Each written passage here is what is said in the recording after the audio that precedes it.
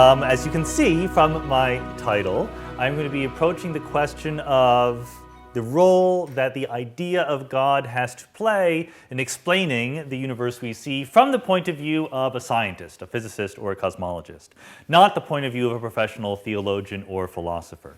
I do think that the point of view of a physicist or a scientist is relevant to this question. It's not the only possible point of view one can have. There are aspects of the idea of God that do not reduce to the roles played by a simple scientific theory. But there are also aspects of the idea of God that do play the roles of a scientific theory, and those aspects can be judged by the same criteria that we use to judge theories. In the original schedule, if you have seen that, it removed the word good from my title, so it just said God is not a theory, but that is the opposite of what I'm trying to say here. So just so you know my point of view, I'm saying that God is a theory. The idea of God, to the extent that almost all believers use the idea of God, does have aspects of it that can be judged in precisely analogous ways to the way that we judge an ordinary scientific theory. Now, I'm very well aware there is a thread of thought that says the opposite of that says that the idea of God is something separate. It's a different kind of idea than the ideas that we use when we have physics theories.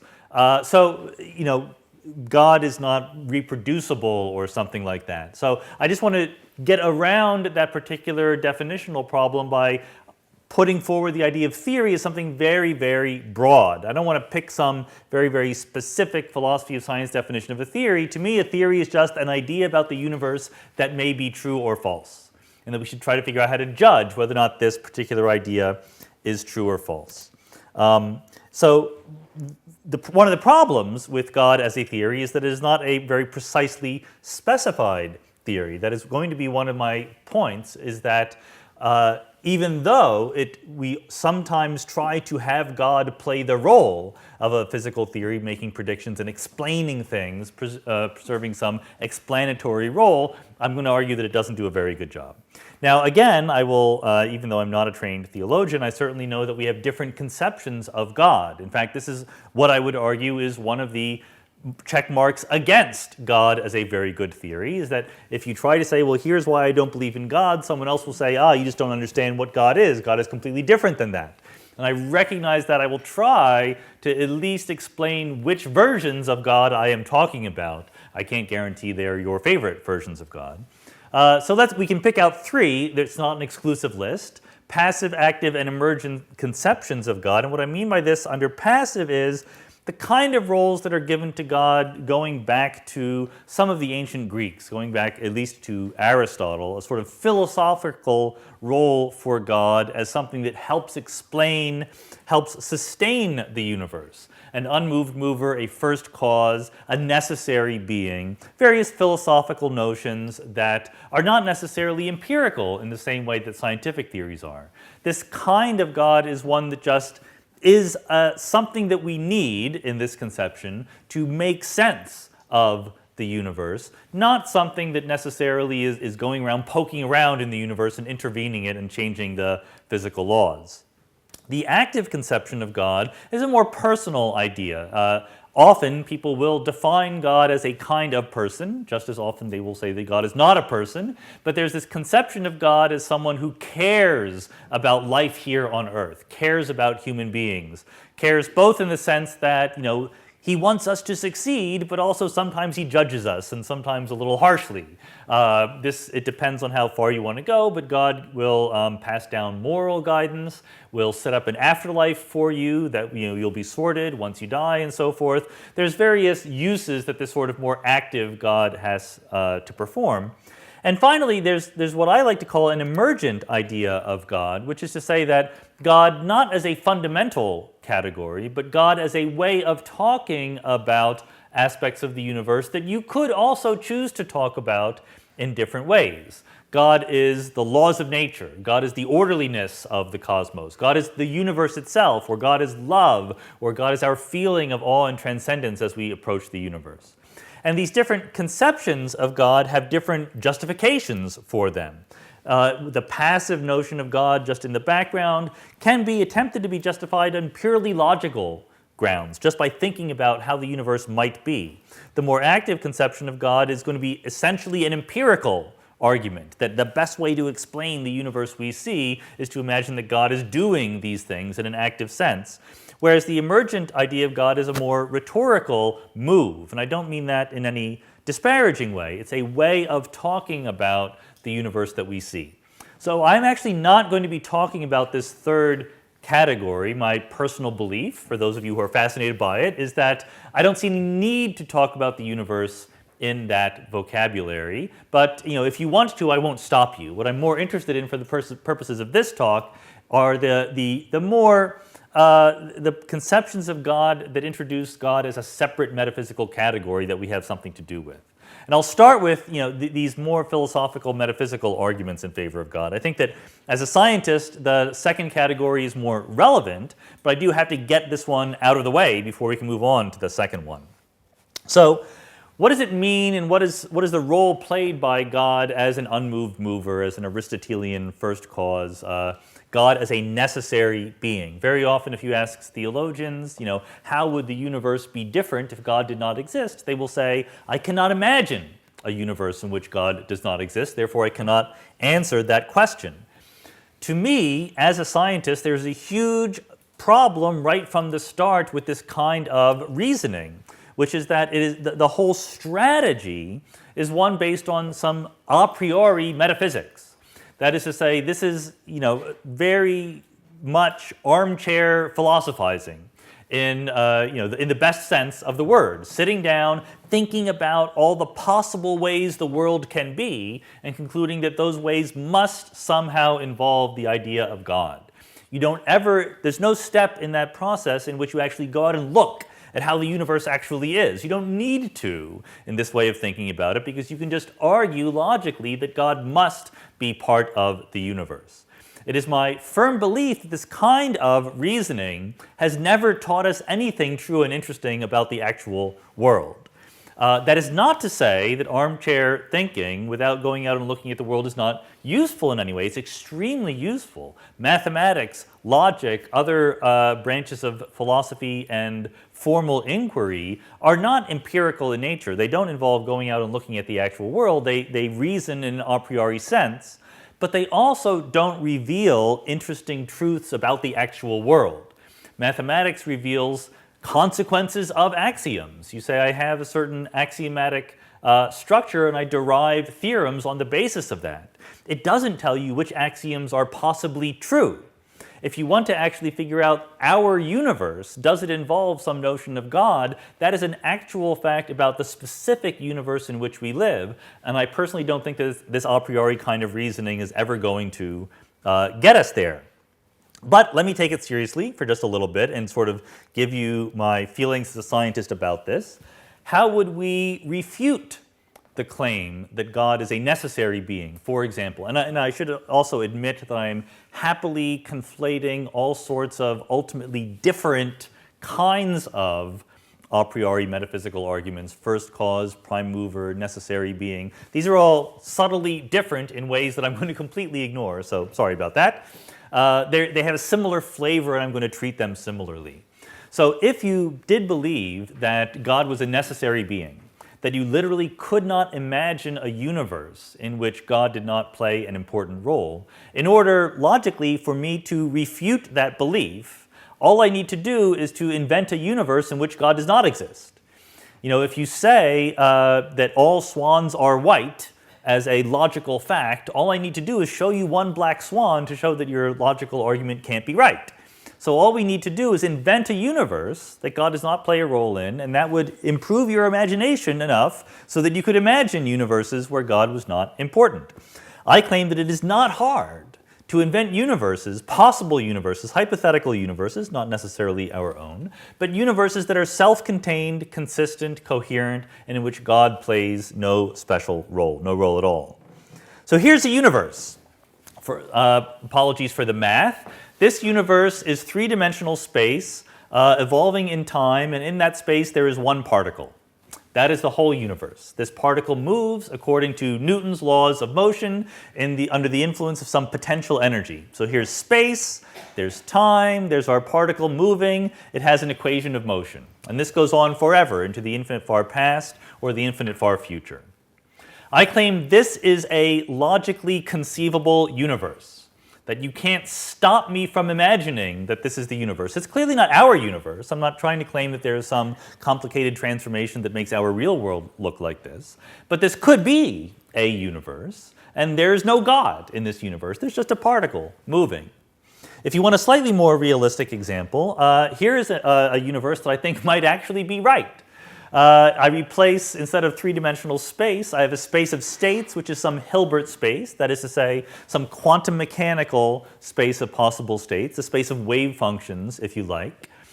There's also time evolution, so the state is an element of that Hilbert space, and it evolves with time. If you want to know how it evolves, well, it solves this equation, Schrödinger's equation, where this capital H is an operator called the Hamiltonian, which basically tells you how the state evolves with time. So this universe is one that is mathematically isomorphic to a trajectory in a Hilbert space according to this Schrödinger's equation. It goes forever from the infinite far past to the infinite far future. It is self-contained. There's no something outside this universe that is holding it up, sustaining it, keeping it going, causing it to exist, or allowing it to persist. It is simply that mathematical structure, full stop. I actually, like I said, think that this is a plausible mathematical structure for the real world in which we live. Clearly, there are some details to be filled in. I need to know what the actual Hamiltonian of the world is, which I don't claim to know. But this is a plausible framework for reality.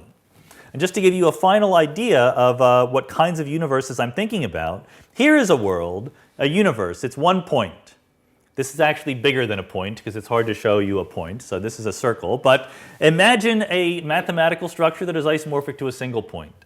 I claim that is a possible universe. Once again, it is not our universe in any interesting way, but it is a conceivable universe, and once again, God plays no role. So what am I trying to get at here? What I'm trying to get at is that if you sat down again, a priori, and tried to think about all the possible ways that existence could manifest itself, we know that to at least some extent, there are mathematical ways of talking about existence, talking about the real world.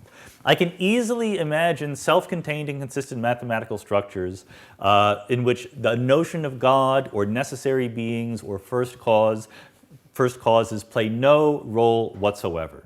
Now, this is not some brilliant new insight. The people who do believe in necessary beings and so forth have a response to this.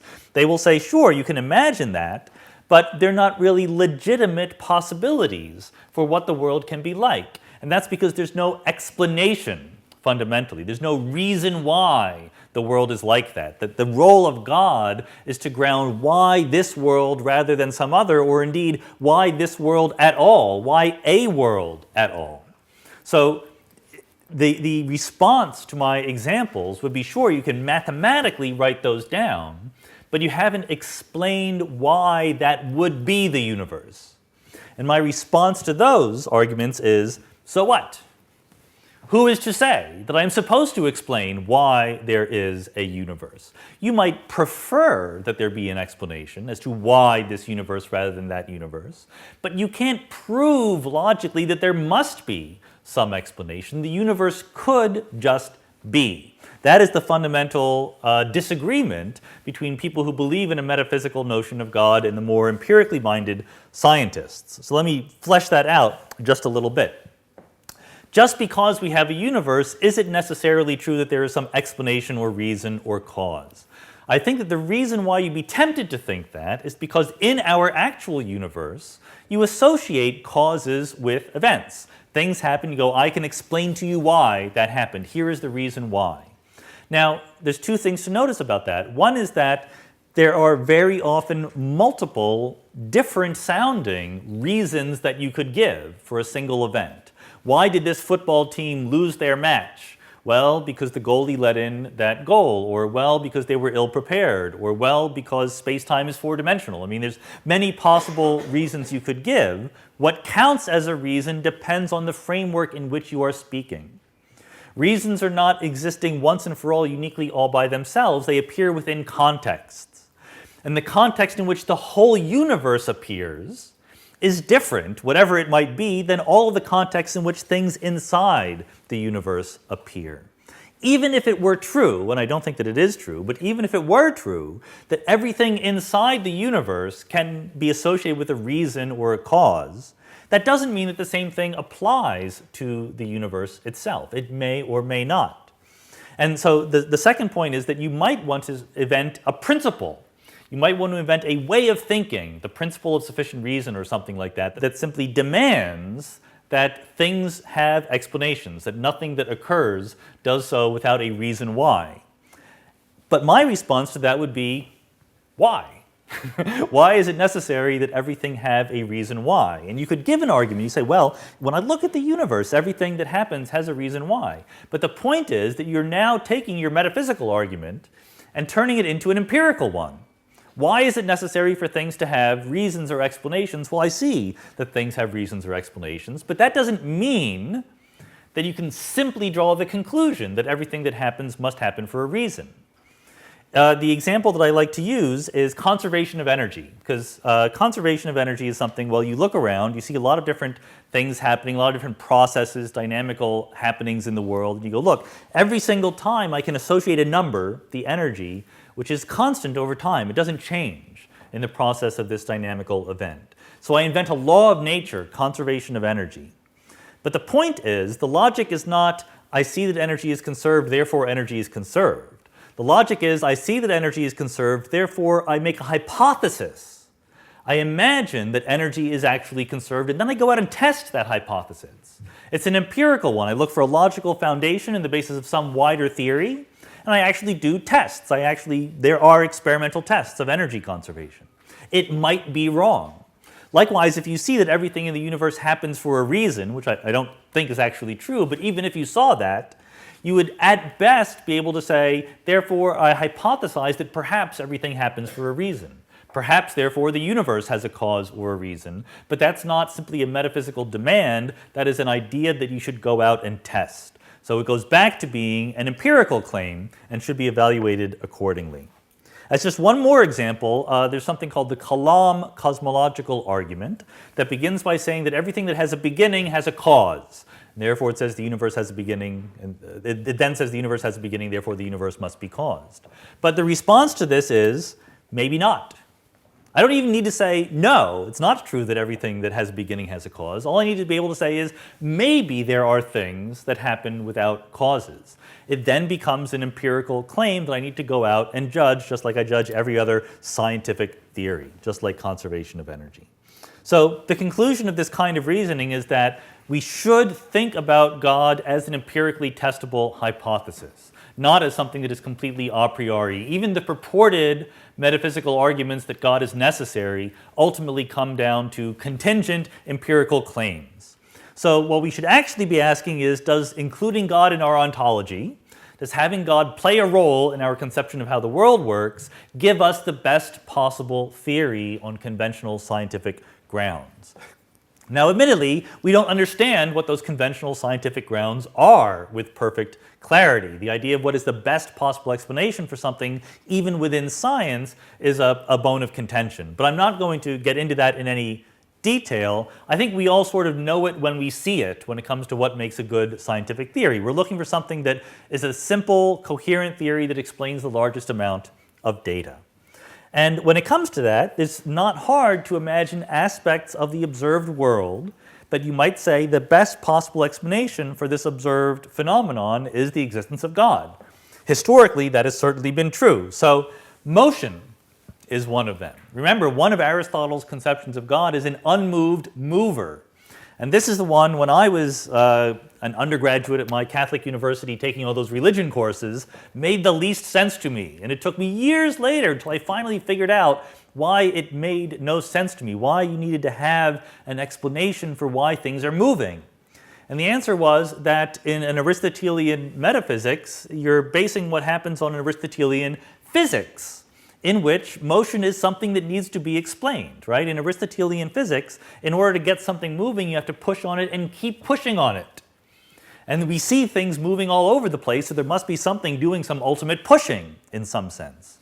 But then along comes what we now know as conservation of momentum. Avicenna and Newton and Galileo point out that left to their own devices, things do not need to be pushed constantly to keep moving. Things will just keep moving. So the idea that things are moving is not something that needs to be explained. It is just something that is a law of physics. It is an aspect of the world. I think that the shift in theological thinking that sort of implicitly followed the invention of Newtonian mechanics is an interesting and underdeveloped thing to think about. There is, of course, life. And I think that for many people now and in antiquity, the reason why we are tempted by supernatural explanations is because living beings look very different than non-living beings. Living beings are alive and conscious, and they respond in interesting ways. It seems like the simplest explanation that when something dies, when it goes from being a living object, a living organism, to being a corpse, it seems like something changed, something left it, something is now absent that was there, some sort of spiritual energy, some life force. And that, I think, is one very obvious motivation in a primitive society for thinking that there's something beyond the merely physical. But nowadays, we think that there's nothing about life or death that cannot be, in principle, explained just by chemistry and just by biology. There is, of course, design, not just the existence of living creatures, but the wonderful diversity of all the different species we have of creatures here on Earth. There was a British person called Charles Darwin who explained that in terms of natural selection.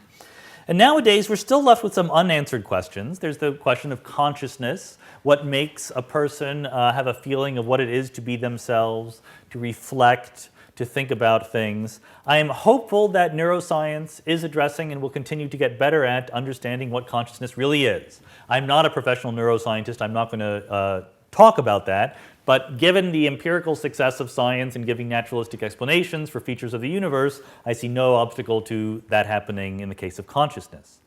There's also, finally, the origin of the universe itself. And here I actually do have some expertise. What does naturalistic scientific modes of explanation have to say about the origin of the universe? It is a traditional role for God to play. If you pick up the Bible, it's right there in the beginning. God is creating the whole universe. So here's what we know from the modern perspective about the origin of the universe. 13.7 billion years ago, the universe was in a hot, dense, rapidly expanding state, which we call the Big Bang. A lot of the credit for this idea goes to Abbé Georges Lemaitre, a Catholic priest. After Lemaitre helped invent the idea of the Big Bang, the Pope tried to use it and to try to match on the scientific theory of the Big Bang to a theological view of God creating the universe out of nothing, and Lemaitre very wisely advised him against doing that. But nevertheless, the Big Bang has left us with questions about the origin of the universe. The Big Bang is not necessarily the beginning of the universe. We often talk as if it is.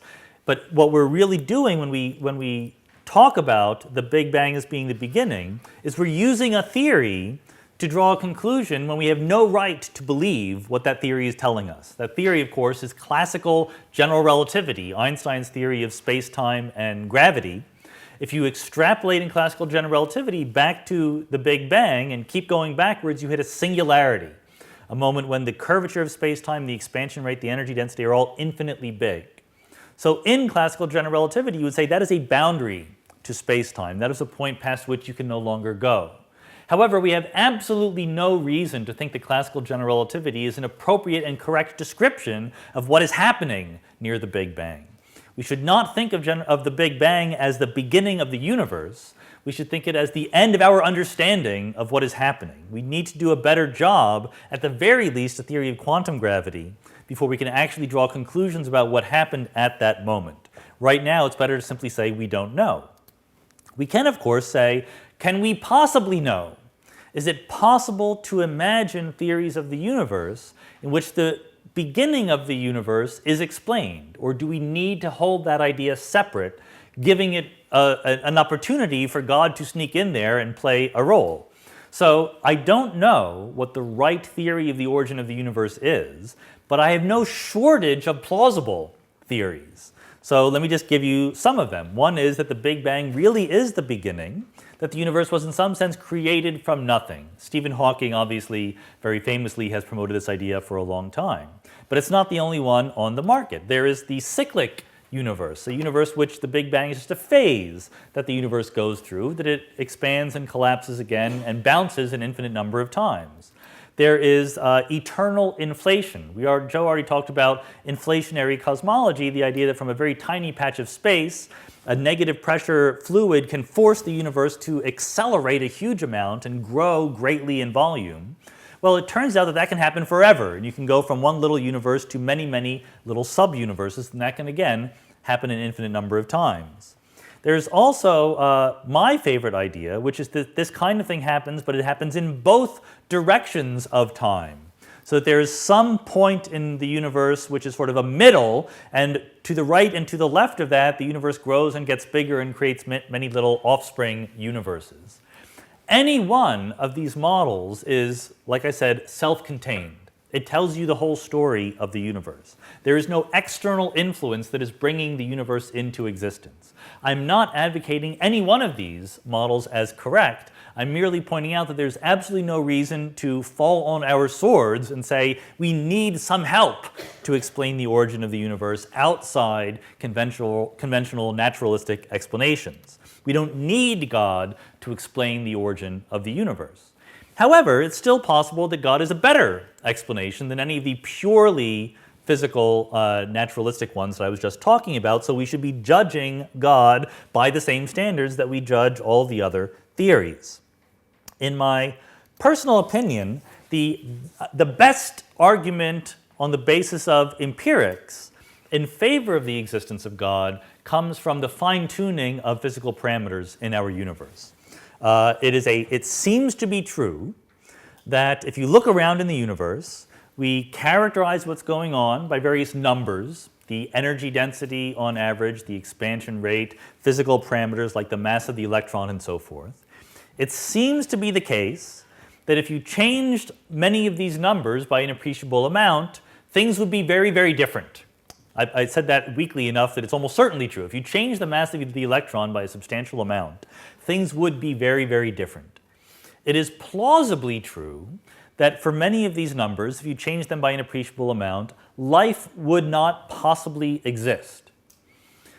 That's one fact. It seems likely, or at least possible, that the values that the physical and cosmological parameters we observe around us take on allow for the existence of life, and not many would. Furthermore, it seems as if some of these physical parameters are not natural. That is to say, if you just picked them from a bag, mass of the electron, energy density of empty space, expansion rate of the universe, you would get very, very different numbers than what we actually observe. So you see where the argument is going. You need certain very specific, the argument says, parameters in the universe for life to exist. These parameters don't seem to be generic. They do not seem to be what you would easily get just by randomly choosing numbers for the universe. And yet they are right there where you need them in order for life to exist. Why were we so fortunate to find ourselves in a universe that seems unnatural, but in a way that is allowing the universe to be hospitable for the existence of life? This is a very natural, sensible place to wonder whether or not there was some designing going on, whether or not God helped the universe along a little bit in picking the appropriate parameters to allow for the existence of life. The best example in my mind is the cosmological constant, the energy density of empty space, the vacuum energy. This is something that we think is not zero. When I was your age, we thought this was zero when I was in graduate school. But in 1998, we found that the universe is accelerating in a way that is exactly compatible with a small but non-zero energy density in empty space. Now, the reason why that's interesting is because you can sit down and ask yourself, if I didn't look at the universe, if I just estimated on the basis of what I know about particle physics and cosmology, what would I guess the value of the vacuum energy should be? My guess is larger than the observed value by a factor of 10 to the 120. That is to say, if it is true that we have a non-zero but small vacuum energy, we did not pick it randomly out of a hat. We think we know what the natural value would be if we did pick it randomly out of a hat. It is very, very, very different than the value we actually observe. So either our notion of picking randomly out of a hat is very, very wrong, or there is some dynamical explanation for why the value for the vacuum energy is so small. So what kind of possibilities might help to explain this apparent fine-tuning of the parameters of nature? Well, one is that we just got lucky. It is not ever completely clear to me that asking this question is a sensible thing to do. Aren't we fortunate that the laws of nature allow us to be here asking how fortunate we are? I'm not sure that that's a sensible question to ask, because if the laws of nature didn't allow us to be here, we would not be asking the question. Everyone who asks the question is lucky enough to live in a universe that allows for them to exist. Nevertheless, I don't find it quite plausible, or at least, as a working scientist, it sounds like a cop-out to me to say, well, we just got lucky, the laws of physics allow for us to be here, isn't that nice, let's move on. I suspect that this apparent fine-tuning of the vacuum energy and other constants of nature are clues. They're telling us something. There's something we don't understand about the universe. We should try to do better. So I'm going to put aside this possibility. Another possibility is that the parameters are not nearly as finely tuned as we think when it comes to explaining the existence of life. Maybe for very different values of the parameters, there will be other kinds of life. It is extremely presumptuous, I think, to think that we understand perfectly when life could exist. Maybe life is quite generic. And then the last two more substantive possibilities are maybe what we're seeing is a selection effect. Maybe the parameters of nature are very different from place to place. Maybe most places they are utterly inhospitable to the existence of life, but of course there's an environmental selection. We are only going to find ourselves in those regions of the universe that are hospitable to us existing. Therefore, we observe these finely tuned parameters. Or someone made it that way. God intervened, made the parameters because God wanted to make a universe where we could exist. What would be the point of a universe without us, after all? So let me just give a little bit of lip service to this second possibility, the idea that life is a lot more generic than we think it is. That the parameters don't need to be that finely tuned in order to get something like life. If we were really serious about making the claim that the parameters of the universe are clearly finely tuned in such a way as to allow for the existence of life, this is the kind of argument we would have to make. We would have to say, consider all possible physical theories, consider all possible cosmological manifestations of those laws of physics, consider all possible ways that life and or consciousness or something like that could exist within those universes, and then calculate the fraction of those universes compared to the total number of possible universes. Now, nobody does this.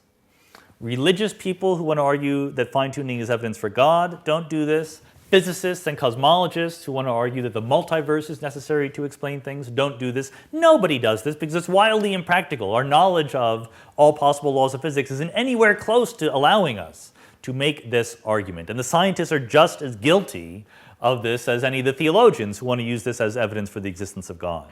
There are some hand-wavy arguments that say, if the mass of the neutron were smaller than the mass of the proton, life could not exist. I personally have almost no faith that we understand what the universe would be like if the parameters of nature were very, very different. So I'm open-minded about this, but it's clearly a very hard problem. I just want to admit that it's just as much a problem for scientists as for religious believers.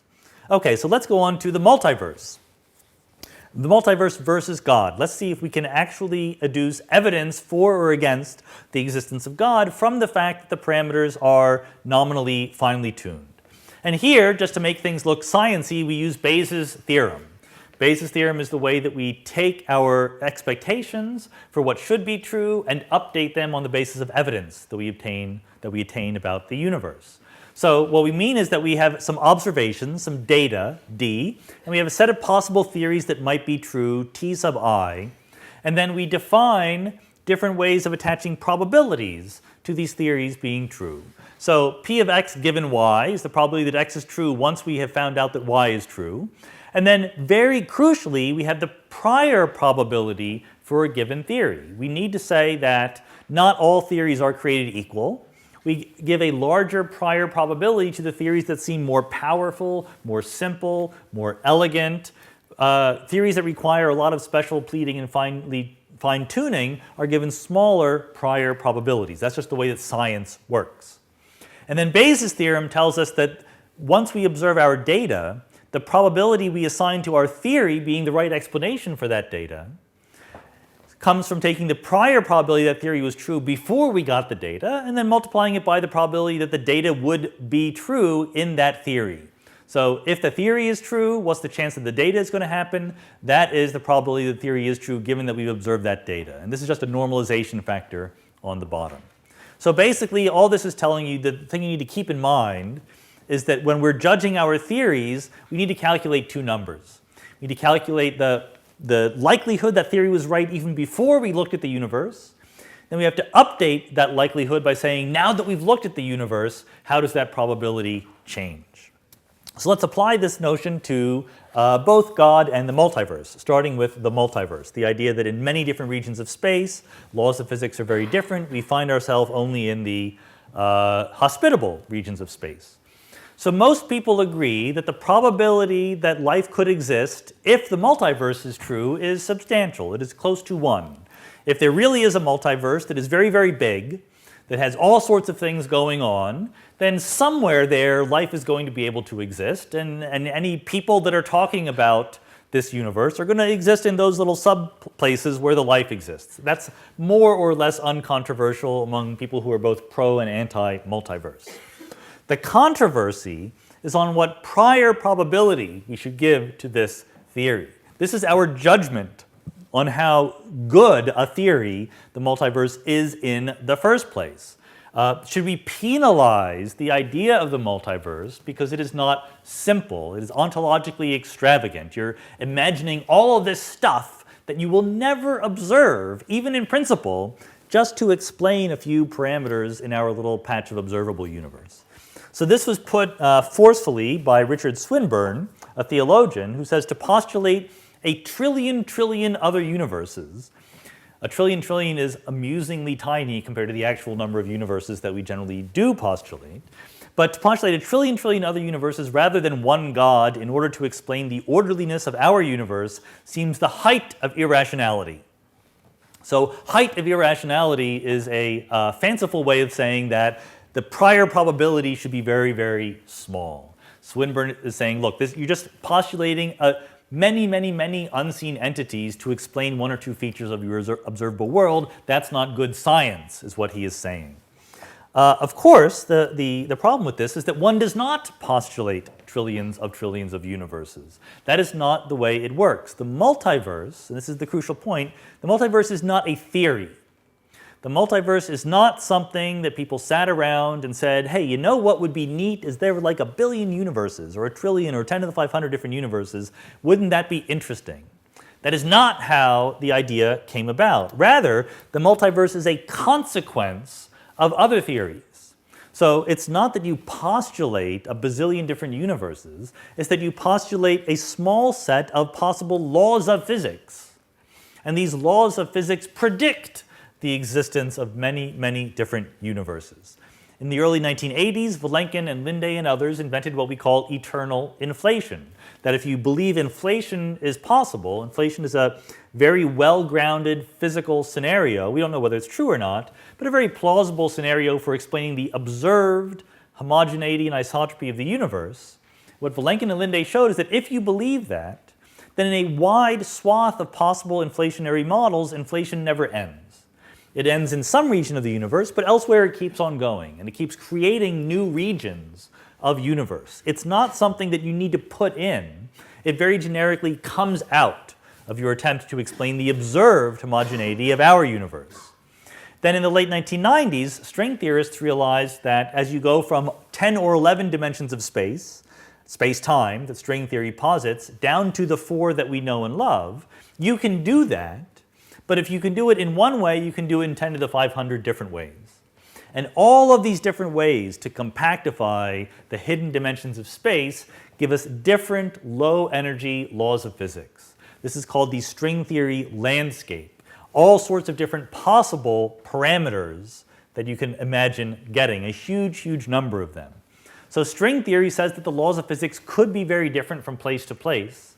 Inflation says it's easy to physically create regions which actually have those laws. Now, both of these schemes are optional. We don't know that they are absolutely right. They're not established. But the point is that the number of things that you are postulating is not trillions of trillions. It's more like 2 or 3.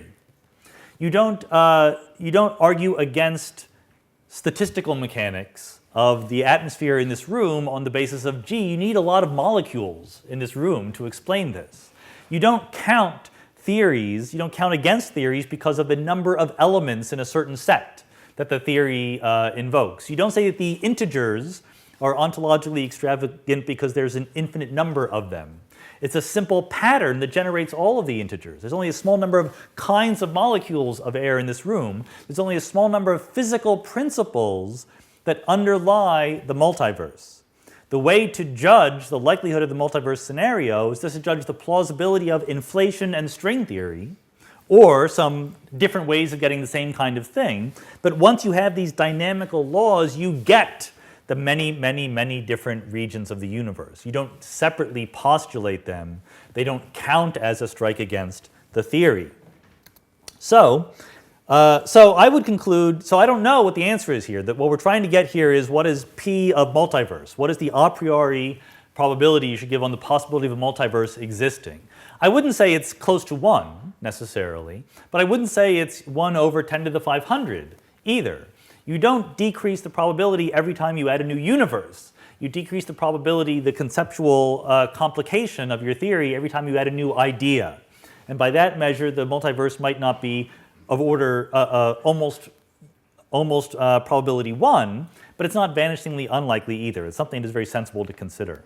So now let's turn to God. What is the prior probability for God and the probability that God is true given the data?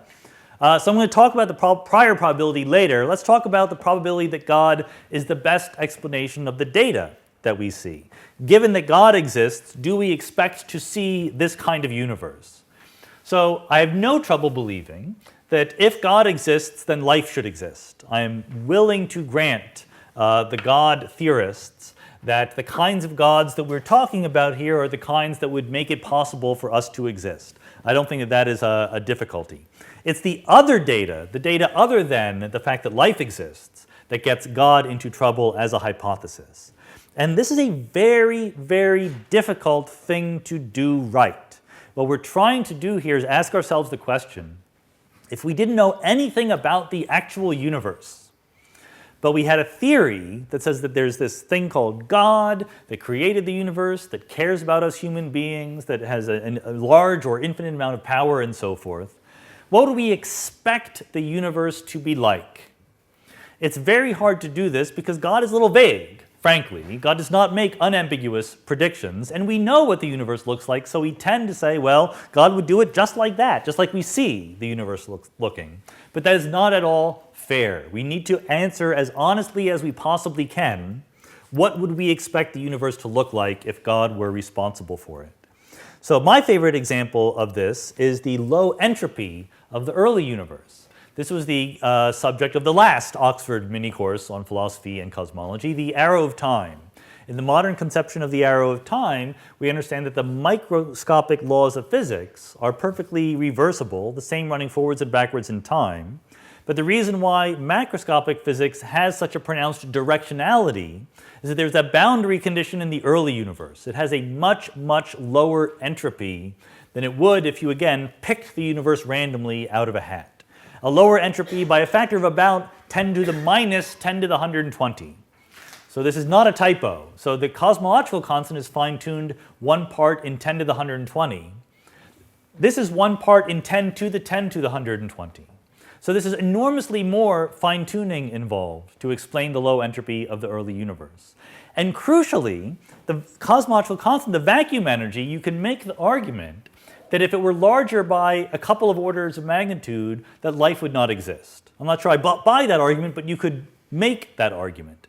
For the entropy, however, that argument utterly fails. There's no sense whatsoever in which the entropy of the early universe needed to be that low just for life to exist. It could be enormously higher. It could be almost of order 1 compared to this, and we would still be fine. So if you really were trying to be consistent, I would argue that the probability that the entropy of the early universe could be that low, given that God created the universe in order for us to be here, is of order 10 to the minus 10 to the 120. So that is big evidence against God. If we didn't know what the universe were really like, and we just said God created the universe in order for us to be here, we would predict an early universe with enormously higher entropy.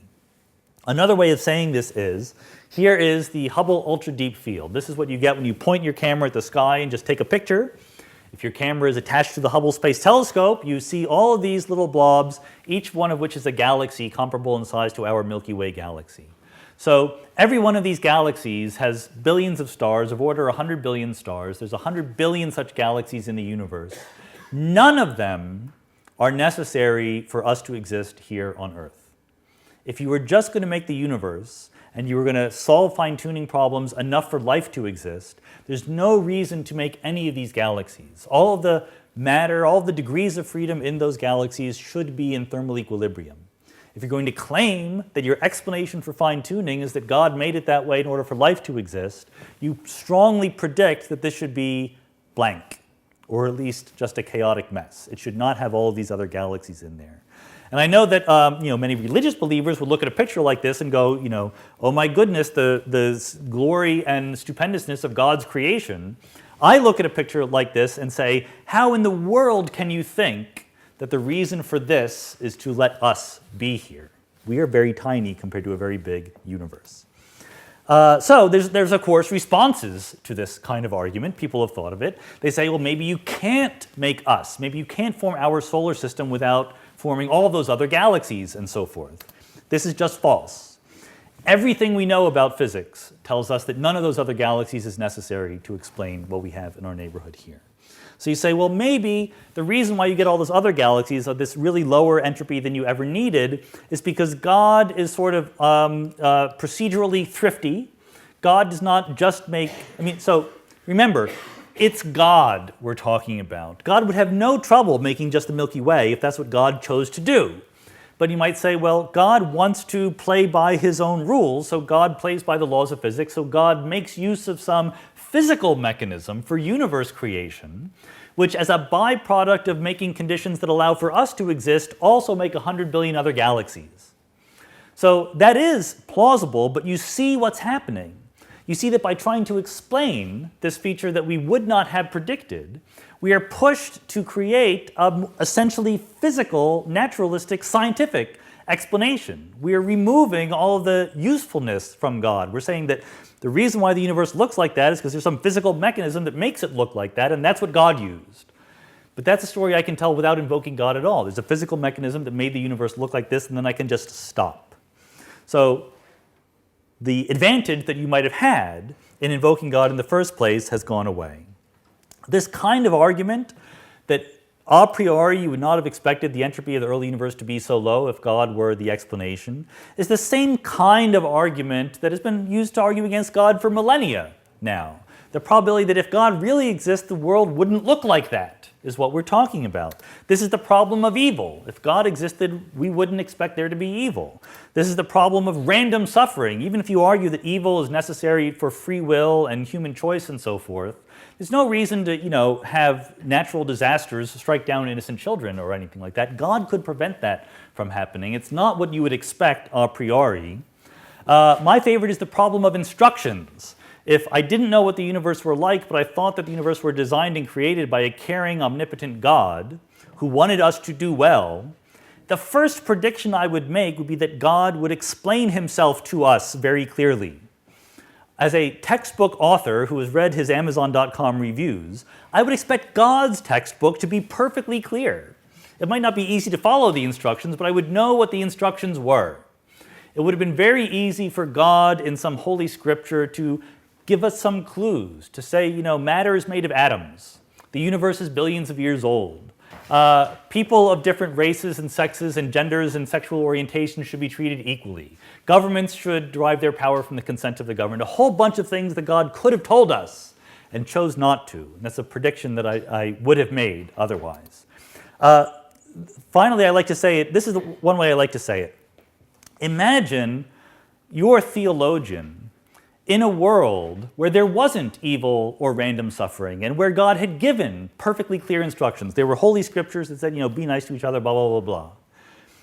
If you were that theologian, would you take the absence of injustice in the world as evidence against the existence of God? I think you would not. I think you would go, well, this is what I would expect God to do. He made a just society for us. If you wouldn't count the absence of injustice as evidence against the existence of God, then you should count the presence of injustice as evidence against the existence of God. There's a couple of ways to salvage the idea that God would have made the data like this. One is to just erase God's fingerprints everywhere, to say, you know what God really likes to do? Act like God doesn't exist. God likes to obey the laws of physics. Again, that's possible, but then you're removing the usefulness of God. And the other strategy is vagueness, to deny that we have any reason to expect anything of God, to deny that we can make predictions for what the universe could be like. So I have a quote here from Terry Eagleton. He's first trying to say that God is the condition of possibility, the answer to why there's something rather than nothing, very abstract, ethereal-sounding concept. But then he likes to say, well, God can have regrets. God is an artist who does things out of love, and therefore you can't predict what God is going to do. The problem is you can't have it both ways. You can't both get credit for explaining the finely tuned value of, let's say, the cosmological constant, and yet say that God makes no predictions for other things that we observe about the universe. The multiverse theorists at least try. Here is a plot from a paper where people who think about the multiverse are predicting the relic density of dark matter axions in the universe on the basis of the multiverse hypothesis. I don't especially believe this is a reliable prediction in any sense, but at least they are trying. I've never seen a picture like this in a theology journal. No one ever tries to use the God hypothesis. They can try to claim credit for the low vacuum energy that allows us to exist. No one ever tries to calculate the predicted density of axions under the God theory. So that is my conclusion, which is that as ontologically extravagant as the multiverse seems to be, God is much more problematic. It's a whole separate category. It's not a kind of physics, a kind of natural process. It's a whole other kind of thing. It is ill-defined, unnecessary as far as I can tell, and seemingly you need to sort of take or leave different predictions that you might make depending on how they fit. It's on the table as a logical possibility, but I think as good scientists, we've learned over the last few hundred years that we can do better in explaining the universe. Thank you.